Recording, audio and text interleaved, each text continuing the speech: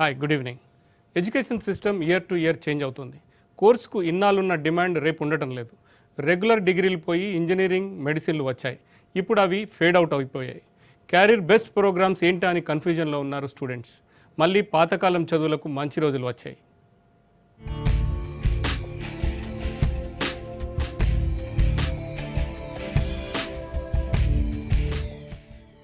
ఒకప్పుడు చదువు అంటే డిగ్రీలు, పీజీలు ఉండేవి. తర్వాత ఎడ్యుకేషన్ సిస్టమ్ టోటల్గా చేంజ్ అయిపోయింది.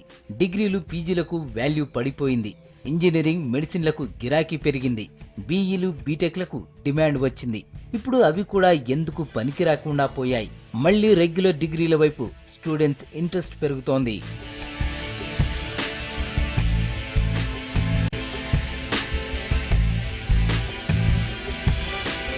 1993 నుంచి ఎడ్యుకేషన్ సిస్టంలో చాలా చేంజెస్ వచ్చాయి.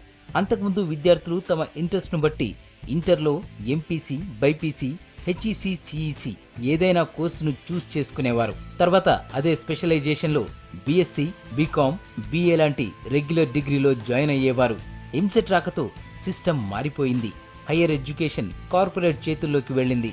ఇంటర్ తర్వాత ఇంజనీరింగ్, మెడిసిన్లే అన్నట్లుగా మారిపోయింది చదువు. స్టేట్లోనూ ఏటా 4 లక్షల మంది విద్యార్థులు ఇంటర్ పాస్ అవుతూ ఉంటే ఇందులో దాదాపు 3 లక్షల మంది సైన్స్ అండ్ మ్యాథ్స్ బ్యాక్గ్రౌండ్ వారే ఉంటున్నారు. ఇక ఇందులో 75% మంది విద్యార్థులు ఇంజనీరింగ్ వైపే చూస్తున్నారు.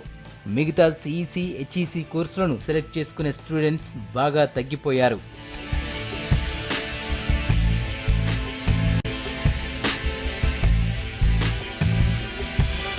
కెరీర్ పరంగా ఇంజనీరింగ్ కోర్సులకు డిమాండ్ ఎక్కువగా ఉండడంతో గవర్నమెంట్ కూడా ఇంజనీరింగ్ స్టడీస్ని ఎంకరేజ్ చేసింది. కాలేజీల సంఖ్యను పెంచడంతో పాటు ఫీజు రియంబర్స్మెంట్ స్కీమ్ తీసుకొచ్చింది. దీంతో పిల్లల ఇష్టాయిష్టాలను పక్కన పెట్టి పేరెంట్స్ కూడా టెక్నికల్ కోర్సుల వైపే ఇంట్రెస్ట్ చూపించారు. దీంతో ఇంటర్ తర్వాత ఇంజనీరింగే అన్నట్లుగా తయారైంది పరిస్థితి. అయితే ప్రజెంట్ సీన్ అలా లేదు. ఇంజనీరింగ్ కోర్సులకు డిమాండ్ పడిపోయింది. బీఈ, బీటెక్లకు ఉపాధి కరువైంది. ఇప్పుడివి సాధారణ డిగ్రీలకు కూడా పోటీ అవ్వడం లేదు. ఇంజనీరింగ్ పూర్తి చేసిన స్టూడెంట్స్ కూడా అటెండర్ ఉద్యోగాల కోసం పోటీ పడుతున్న సీన్ కనిపిస్తోంది. విద్యార్థులకు కేవలం ఇంటర్మీడియట్లోనే భవిష్యత్ అంటే మ్యాథ్స్ లేదో ఎంపీసీ, బైపీసీ అనుకుంటా మిగతా దాంట్లో కూడా సరైన అవకాశాలు ఉన్నాయి. కాబట్టి గుర్తింపు కోర్సులను తీసుకొని దానిలో సంపూర్ణంగా దాని యొక్క నైపుణ్యత సాధించి దానిలో ఉన్నత ర్యాంకు పోతే తప్పకుండా ఆయా రంగాలలో కూడా మంచి భవిష్యత్తు ఉంది. డిమాండ్ ఉంది కదా అని అంతా ఒకే కోర్సుపై ఇంట్రెస్ట్ చూపిస్తే ఇలాంటి పరిస్థితి వస్తుందని విద్యావేత్తలు కామెంట్ చేస్తున్నారు. మ్యాథ్స్, సైన్స్ కాక ఇతర కోర్సులకు అనేక ఉపాధి అవకాశాలు ఉన్నాయని చెప్తున్నారు. బేసిక్ టాలెంట్ను బట్టి తమకు ఏ సబ్జెక్ట్ సూట్ అవుతుందో అన్నది ముందుగానే విద్యార్థులు ఓ అంచనాకు వస్తే ఫ్యూచర్ కూడా బాగుంటుందని సలహా ఇస్తున్నారు.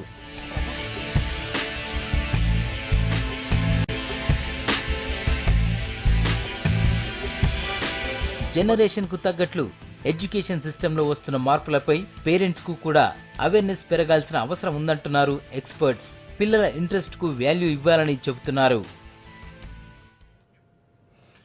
డిగ్రీలో విద్యా వ్యవస్థ ఇంజనీరింగ్, మెడిసినేనా? మన విద్యా వ్యవస్థ ఎటువైపు పోతుంది?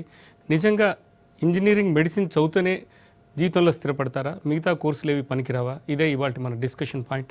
ఈ డిస్కషన్లో మనతో పాటు జాయిన్ అవుతున్నారు మధుసూదన్ రెడ్డి గారు, ప్రభుత్వ జూనియర్ లెక్చరర్ల సంఘం అధ్యక్షుడు.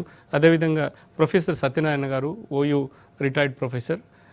ముందుగా సత్యనారాయణ గారు, విద్యా వ్యవస్థలో జరుగుతున్న ఎన్నో మార్పులు వచ్చాయి. మార్పులకు అనుగుణంగా మన విద్యా వ్యవస్థ మారుతూ వచ్చింది. కానీ ఒక స్థాయిలో అన్నిటినీ ఆదరించిన డిగ్రీ కోర్సులు, అందరికీ అందుబాటులో ఉండే డిగ్రీ కోర్సులు కేవలం ఇప్పుడు ఇంజనీరింగ్, మెడిసిన్ అయింది. నిజంగా అంటే మీరు ఓయూ ఆర్ట్స్ కాలేజ్ ప్రిన్సిపల్గా కూడా పనిచేశారు. ఆర్ట్స్ కోర్సులనే ఈరోజు విద్యార్థులు ఇచ్చినా కూడా తీసుకోలేని పరిస్థితి. ఎందుకు ఇట్లా పరిస్థితి మారిపోయింది? ప్రపంచీకరణ పరిణామం వలన, సాఫ్ట్వేర్ కంపెనీల విజృంభణ వలన, కార్పొరేట్ విద్యా సంస్థల పలుకుబడి పెరగడం వలన విద్య అంటే ఇంజనీరింగ్ లేదా మెడిసిన్ లేదా ఐఐటి లేదా IIIT అనే మాటలు ప్రాచుర్యంలోకి వచ్చాయి. కానీ విద్యార్థుల అభిరుచి ఏమిటి, ఏం కావాలనుకుంటున్నాడు, తన ఇష్టం ఏమిటి, అయిష్టం ఏమిటి అని ఉపాధ్యాయులు చూడట్లేదు. కుటుంబ సభ్యులు చూడట్లేదు, సమాజము చూడట్లేదు. వాని ఇష్టానిష్టాలతో ప్రమేయం లేకుండానే వాని బలవంతంగా ఎంపీసీలోనో బీపీసీలోనో తోసేయడం జరుగుతుంది. కాబట్టి అనివార్యంగా అంటే బీటెక్ చదివితేనే భవిష్యత్తు ఉంది, ఎంబీబీఎస్ చదివితేనే భవిష్యత్తు ఉంది అన్న భ్రమలు ప్రపంచీకరణ ప్రక్రియ ప్రారంభమైన కొత్త నుంచి ఇటీవలి కాలం దాకా కొనసాగినాయి. కానీ ఇప్పుడే మళ్ళీ కాస్త సోయి పెరిగింది. బిఏ చదవచ్చు, బీకాన్ చదవచ్చు, చార్టెడ్ అకౌంటెన్సీకి వెళ్ళొచ్చు, సివిల్స్ రాయొచ్చు, గ్రూప్ 1 గ్రూప్ 2లు రాయొచ్చు. భవిష్యత్తు ఇంకా అనేక సబ్జెక్టులకు ఉన్నది, మల్టీమీడియా ఉన్నది, జర్నలిజం ఉన్నది, మెడికల్ ల్యాబ్ టెక్నీషియన్ కోర్సులు ఉన్నాయి, అడ్వకేట్స్ కావచ్చు, చార్టెడ్ అకౌంటెంట్స్ కావచ్చు అన్న చైతన్యం ఇటీవల పెరిగింది. ఇప్పుడు మా దగ్గర కూడా ఆర్ట్స్ కాలేజ్లో లేదా ఉస్మాన్ యూనివర్సిటీలో పోస్ట్ గ్రాడ్యుయేషన్ కోర్సులకి ఇవాళకి 1:10 మినిమం 1:10 పద్ధతిలో పోటీ పడుతున్నారు. అంటే కొంచెం ట్రెండ్ మారుతుంది, ఇది ఇంకా పూర్తిగా మారాలి. మసూద్ రెడ్డి గారు, మేజర్గా ఒక విద్యార్థి 10వ తరగతి పూర్తి చేసుకొని ఇంటర్మీడియట్ స్థాయికి వచ్చేప్పటికీ చాలామంది పరిణితి ఉండదు. తల్లిదండ్రులు బలవంతంగా వాళ్ళకంటే వాళ్ళ అభిప్రాయాలను పరిగణలోకి తీసుకుంటారా లేదన్న విషయాన్ని పక్కన పెడితే, నువ్వు ఇది చదివితే ఏదో ఉద్యోగం వస్తుంది, తర్వాత స్థిరపడతాడు, 5 ఏళ్లలో 6 ఏళ్లలో పోతుంది అన్న ఒక అభిప్రాయం తల్లిదండ్రుల్లో ఉంది. కానీ ప్రాథమిక అంటే 10th క్లాస్ స్టాండర్డ్లోనే అంటే 8th 9th చదివేటప్పుడే విద్యార్థులు చాలా పాఠశాలలు నూరిపోసేది అంటే మీరు ఐఐటీలో చేర్పించండి, లేదంటే ఇంకో దాంట్లో చేర్పించండి, మీ పిల్లవాడు ఈ విధంగా ఎదుగుతాడు. ఈ వ్యవస్థలో ఇంటర్మీడియట్కి అడ్మిషన్కి వచ్చే విద్యార్థులు కనీసం నేను ఇది చేస్తే నాకు ఏమొస్తుంది అనే పరిస్థితి ఇంటర్మీడియట్ స్థాయిలో ఉందా? అంటే ముఖ్యంగా మీరు అన్నట్టుగా ఏంటంటే ఈరోజు ఆప్షన్ అనేది విద్యార్థికి లేకుండా పోయింది. మీరు అన్నారు ఏంటంటే 10th క్లాస్ పాస్ అయిన తర్వాత వాడు ఇంటర్మీడియట్లో బైపీసా, ఎంపీసా, హెచ్ఈసా, సిఈసా అనేది మనకు ఒక ఆప్షన్ ఉండాలి. కానీ అల్టిమేట్గా దురదృష్టకరం ఏంటంటే ఈరోజు రాష్ట్రంలో 5వ తరగతిలోనే వాడు నువ్వేం కావాలో తల్లిదండ్రులు చెప్తా ఉన్నారు. నువ్వు ఐఐటి కావాలి కాబట్టి 5వ తరగతిలోనే ఐఐటి ఫౌండేషన్ ఉంటుంది. 6వ తరగతి నుంచే వాడు ఐఐటి అనేటటువంటి ఓరియంటేషన్లో పైకి వస్తున్నాడు. అదేవిధంగా ఇప్పుడు ఉన్నటువంటి వాతావరణంలో ఏంటంటే ఎవరైనా ఒక విద్యార్థి డాక్టర్ అయితే లేదంటే ఇంజనీర్ అయితే, ఒకవేళ డాక్టర్ కావడం కష్టం అనుకుంటే కనీసం ఇంజనీర్ కావాలి, ఇంజనీర్ కూడా ఐఐటి కావాలి, ఐఐటి కాకపోతే ఎన్ఐటి కావాలి, ఎన్ఐటి కాకపోతే కనీసం ఒక స్టేట్ ఇంజనీరింగ్ కాలేజీలోనైనా చదవాలి. ఈ 2 కాకపోతే నువ్వు ఏదైనా కూడా వేస్టే అనేటటువంటి ఒక అభిప్రాయం సర్వత్రా వ్యక్తమైంది. తల్లిదండ్రులు అట్లే ఆలోచిస్తున్నారు. తల్లిదండ్రులు పొరపాటున ఆర్ట్స్ కాలేజీలో మా పిల్లవాడిని ఎంఏ ఎకనామిక్స్లో చేర్పించినామంటే చెప్పుకోవడానికి కూడా ఏదో ఆర్ట్స్ కాలేజీలో చదువుతున్నాడని చెప్పే పరిస్థితి ఉంది. అంటే మేము ఆర్ట్స్ కాలేజ్ చదివినప్పుడు వీ ఫీల్ ప్రౌడ్ దట్ మేము ఆర్ట్స్ కాలేజ్ స్టూడెంట్స్ అని. కానీ ఈరోజు అటువంటి పరిస్థితి అంతా కూడా మారిపోయింది. అయితే ఈ యొక్క పరిణామాలన్నీ కనుక చూస్తే ఇప్పుడు ఇంజనీరింగ్ అనేటటువంటిది Y2K ప్రాబ్లం కానీ లేకుంటే ఇంజనీరింగ్కి వచ్చినటువంటి డిమాండ్ కానీ రాష్ట్రంలో ఇంజనీరింగ్ కళాశాలలు కానీ ఈ వైభోగం అంతా కూడా దాదాపు ఒక దశాబ్దం కొనసాగింది. కానీ ఇప్పుడు రివర్స్ గేర్లో నడుస్తుంది. మీరు చూసినట్టయితే దాదాపు 32,000 సీట్లు కేవలం కరీంనగర్ కోటాలోనే ఖాళీగా ఉన్నటువంటి ఒక పరిస్థితి నిన్న మొన్ననే చూసాం. విద్యార్థుల యొక్క ప్రవర్తనలో కూడా మీరు చూడండి, ఈరోజు అశోక్ నగర్ సెంటర్లో దాదాపు ఐఏఎస్ కోచింగ్, ఐపీఎస్ కోచింగ్ లేకపోతే ఈ గ్రూప్స్ కోచింగ్ లోపల 50% స్టూడెంట్స్ ఎవరు ఉంటున్నారంటే ఇంజనీరింగ్ స్టూడెంట్స్ ఉంటున్నారు. వీళ్ళందరికీ ఏమైంది అల్టిమేట్గా అంటే ఏదో ఉంటుందని పోయి అల్టిమేట్గా వాడు డాక్టరో ఇంజనీరో కావడం కాదు, ఇంజనీరింగ్ గ్రాడ్యుయేషన్ అయిన తర్వాత కూడా వాడు అల్టిమేట్గా మళ్ళీ గ్రూప్ 3 రాయాల్సి వస్తుంది, గ్రూప్ 2 రాయాల్సి వస్తుంది. ఈవెన్ గ్రామ సేవకుల ఉద్యోగానికి కూడా ఇగో వీళ్ళు పరీక్ష రాసినటువంటి ఉదాంతాలు మన రాష్ట్రంలో ఉన్నాయి. ఎక్సైజ్కి సంబంధించి లేదా జనరల్గా కానిస్టేబుల్కి సంబంధించి హోంగార్డు ఇంటర్వ్యూలకు కూడా ఈరోజు ఇంజనీరింగ్ గ్రాడ్యుయేట్స్ వస్తున్నారంటే ఆ విద్యా ప్రమాణాలు పడిపోవడం ఒక పరిస్థితి. రెండవ పరిస్థితి ఏమైందంటే అల్టిమేట్గా ఎకనామీ గ్రో అయిన తర్వాత, ఆర్థిక వ్యవస్థ పుంజుకున్న తర్వాత అల్టిమేట్గా ఈ యొక్క ఎకనామిక్స్ సంబంధించి మేనేజ్మెంట్ కోర్సు కానీ లేకుంటే బీకామ్ కోర్సెస్ కానీ లేదా సిపిటి కోర్సులకు కానీ విపరీతమైనటువంటి ప్రాచుర్యం ఏర్పడము. అల్టిమేట్గా ఈ మధ్య లాకు కూడా విపరీతంగా పోటీ, అంటే పెద్ద పెద్ద కంపెనీలు అడ్వకేట్స్ని అపాయింట్ చేసుకొని ఇంతకుముందు ఏదో అడ్వకేట్ అంటే ఐర్ అండ్ ఫైర్ అనే పద్ధతులు ఉండే, కానీ ఇప్పుడు ఎవరికి అడ్వకేట్స్ వాళ్ళు పెట్టుకునేటటువంటి ఇవన్నీ కూడా మార్పులతోటి అల్టిమేట్గా మనం చూసుకున్నట్టయితే ఉదాహరణకు తెలంగాణకు సంబంధించి 2010లో ఎంపీసీలో జరిగినటువంటి విద్యార్థులు 1,70,000 మంది. కానీ ఈరోజు 2015కి వచ్చే వరకల్లా 1,55,000 మంది మాత్రమే ఇంజనీరింగ్లు ఉన్నారు. డే బై డే 2,000 3,000 తగ్గుతూ వస్తుంది కానీ పెరగటం లేదు. ఎందుకంటే ఇంజనీరింగ్ కోర్సెస్ పైన కొంత మోజు తగ్గింది అనడానికి. బట్ వీళ్ళంతా ఎక్కడ పోతున్నారు? ఎంఈఎస్సికి పోతున్నారు. మ్యాథ్స్, ఎకనామిక్స్ అండ్ కామర్స్ అవుతాను. దాంతో ఏంటంటే సిఏ కానీ సిపిటి కానీ లేకపోతే అదర్ కోర్సెస్ లోపల వాళ్ళ యొక్క కాబట్టి డిగ్రీ కోర్సెస్ లోపల జరుగుతూ ఉంది. అయితే ఇది ఖచ్చితంగా ఎందుకు ఒక మంచి పరిణామంగా నేను చూస్తూ ఉన్నానంటే అల్టిమేట్గా ఈరోజు ఫిజిక్స్ చెప్పేవాడు, మ్యాథమెటిక్స్ చెప్పేవాడు అల్టిమేట్గా బీఎస్సీ చదవాలి, ఎంఎస్సీ చదవాలి, తర్వాత పిహెచ్డి చేస్తే వాడు ఒక మంచి ఎకనామిక్స్ లెక్చరర్ అవుతాడు, లేకపోతే సబ్జెక్ట్ లెక్చరర్ అవుతాడు. నువ్వు అందరూ డాక్టర్లు అందరూ ఇంజనీర్లు అయితే బేసిక్ సబ్జెక్ట్ చెప్పేవాడు ఈరోజు హైదరాబాద్ మొత్తం తిరిగితే ఎకనామిక్స్ చెప్పేవాడు లేడు. మీరు ఒక మంచి పాయింట్ చెప్పారు, అందరూ ఇంజనీర్లు అందరూ డాక్టర్లు అయితే సమాజం ఎటువైపు. సత్యనారాయణ గారు, మీరు చదువుకున్నప్పుడు కావచ్చు, తర్వాత ఇవ్వాలున్న తల్లిదండ్రులు ఒక 40-45 ఏళ్ళ వయసున్న తల్లిదండ్రులు కావచ్చు, కానీ వ్యవస్థలో బతకాలంటే ఒక లోక జ్ఞానం ఉంటే సరిపోతుంది. అంటే అన్ని విషయాలు చరిత్ర వీటన్నిటికి సంబంధించి ఇందాక మధుసూదన్ రెడ్డి గారు అన్నాడు, ఇవాళ అశోక్ నగర్లో చాలా కోచింగ్ సెంటర్లో క్యూ కడుతున్నారు. రేపు పొద్దున గ్రూప్ 1కో గ్రూప్ 2కో ప్రిపేర్ కావాలన్నా మామూలు కావాలన్నా చరిత్ర తెలియాలి, కొన్ని వ్యక్తిగత విషయాలు తెలియాలి. ఇట్లాంటివి అన్నీ తెలిసిన తల్లిదండ్రులు ఎందుకు ఈ విధంగా ప్రవర్తిస్తున్నారు? సార్ ఇక్కడ ఒక మాట చెప్పాలి, నా స్వానుభవమే. 1970లో గవర్నమెంట్ జూనియర్ కళాశాల నాంపల్లిలో నాకు సిఈసిలో అడ్మిషన్ వచ్చింది, కామర్స్, ఎకనామిక్స్, సివిక్స్. ఇంట్లో మా అన్నయ్య రోజు పోరు పెట్టేవాడు, సిఈసి చేసి ఏం చేస్తావురా, నువ్వు బైపీసీ తీసుకుని నువ్వు డాక్టర్గా అని. డాక్టర్ కమ్మని ఆయన అనుకున్నాడు, నేను అనుకోలేదు.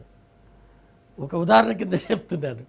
అల్టిమేట్గా ఏమైపోయింది, ఆయన ఒత్తిడి మూలంగా మాస్టర్ గుర్తుపట్టి ఆయన నన్ను డాక్టర్ టీవీ నారాయణ గారు ప్రిన్సిపాల్ నన్ను ఆదరించేవాడు.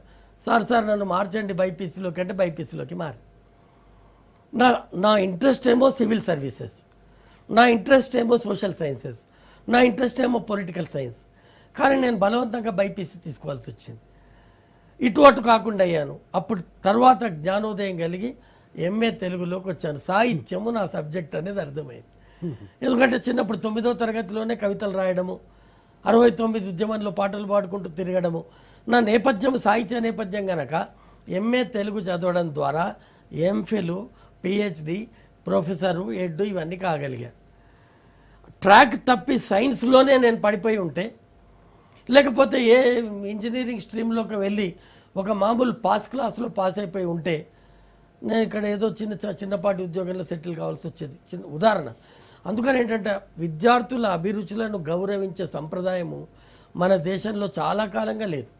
అంటే 40-45 ఏళ్ళ కింద మా పేరెంట్స్కే లేదంటే ఇక ఇప్పుడున్న పేరెంట్స్కు ఇంకా తగ్గింది అది.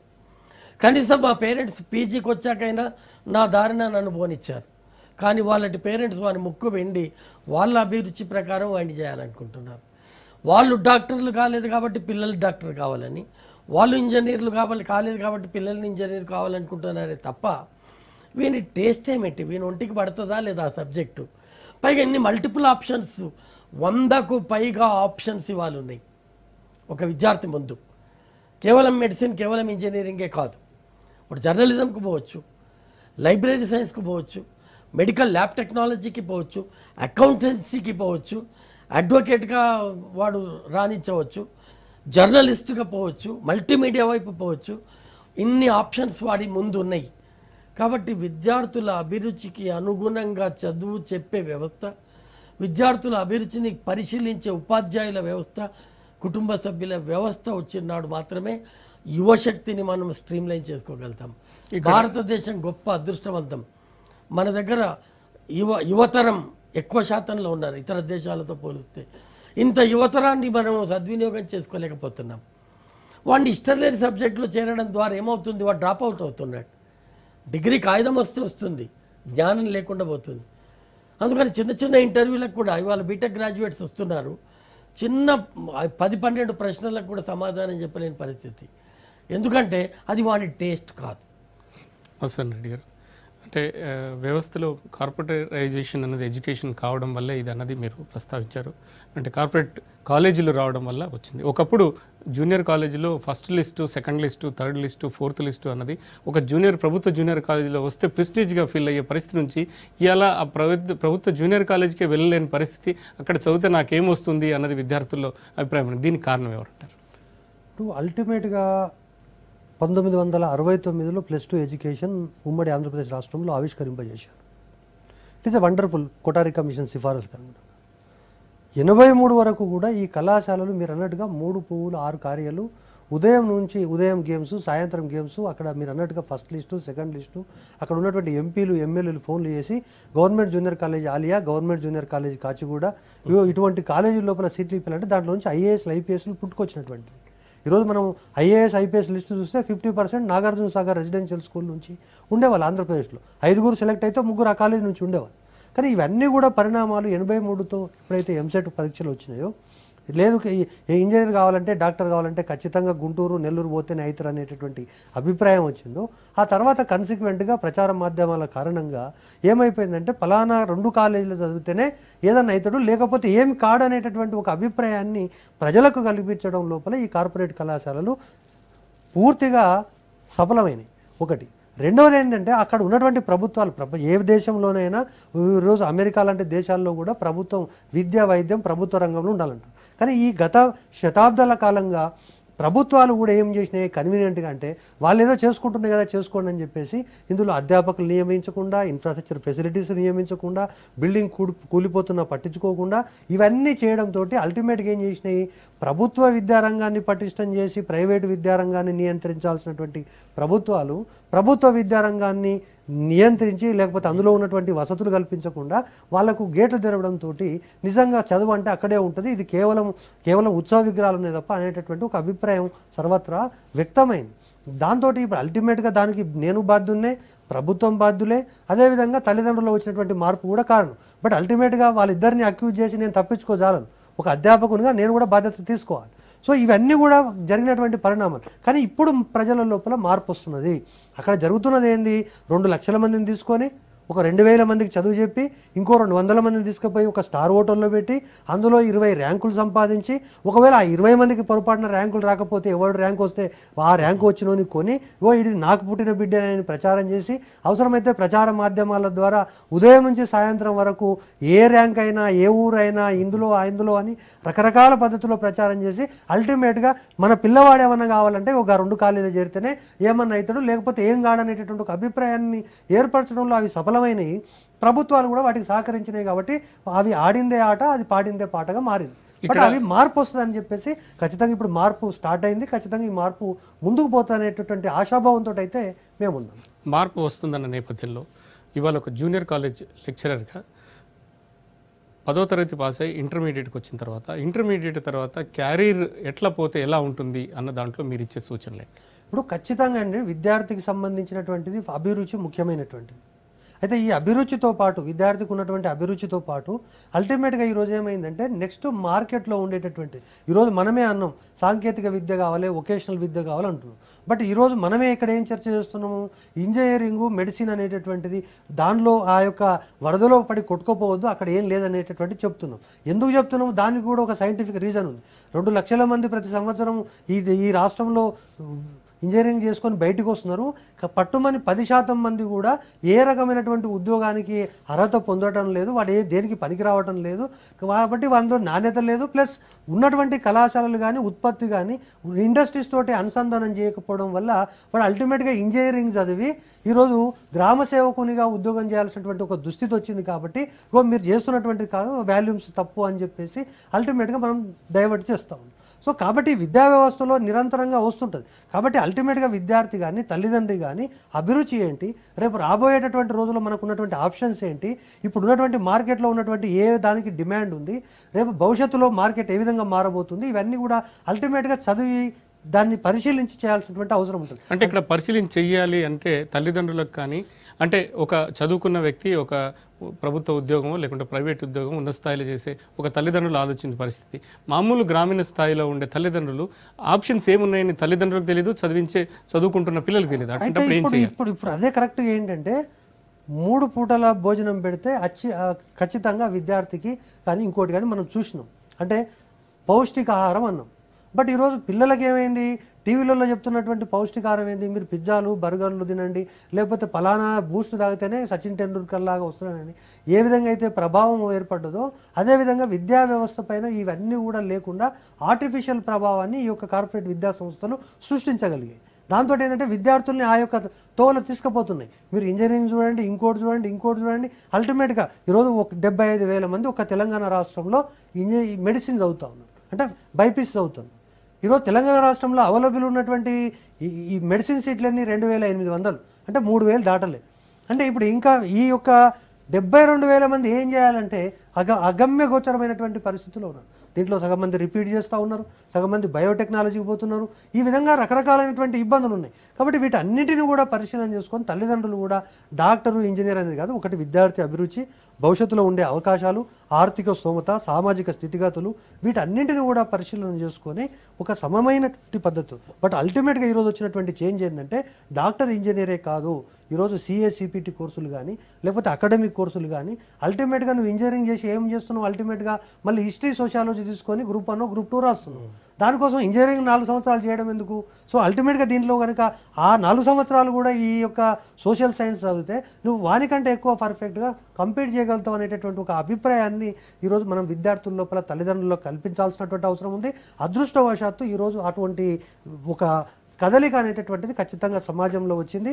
అందుకనే డిగ్రీ కోర్సెస్లో ఈరోజు ఇంజనీరింగ్లో ఎంతమంది చేరుతున్నారో దానికి 2 రెట్లు బీకామ్ కంప్యూటర్స్ కానీ, బీకామ్ ఆనర్స్ కానీ అటువంటి కోర్సెస్లో ఈరోజు డిగ్రీ కళాశాలలో చేరుతున్నారు. ఇది ఒక మంచి పరిణామంగా నేను చూస్తాను. చివరిగా చెప్పండి సత్యనారాయణ గారు, అంటే మీరు ఓయూ కాలేజ్లో ఉన్నారు, ఇప్పుడు ఓయూలో ఉన్న పిల్లలు చాలామంది చదువుకుంటున్నారు, ఇంట్రెస్ట్గా చాలామంది క్యారియర్ ఎంచుకునే భాగంలో అంటే బయట ప్రైవేట్ జూనియర్ కాలేజ్ అంటే డిగ్రీ కాలేజ్లో కాకపోయినా కనీసం ఉస్మానియా యూనివర్సిటీకి వచ్చిన అందుబాటులో ఉన్న ఫెసిలిటీస్ వీటన్నిటిని విద్యార్థులు అవగాహన చేయడానికి ఓయూలో చేస్తున్న పనులు.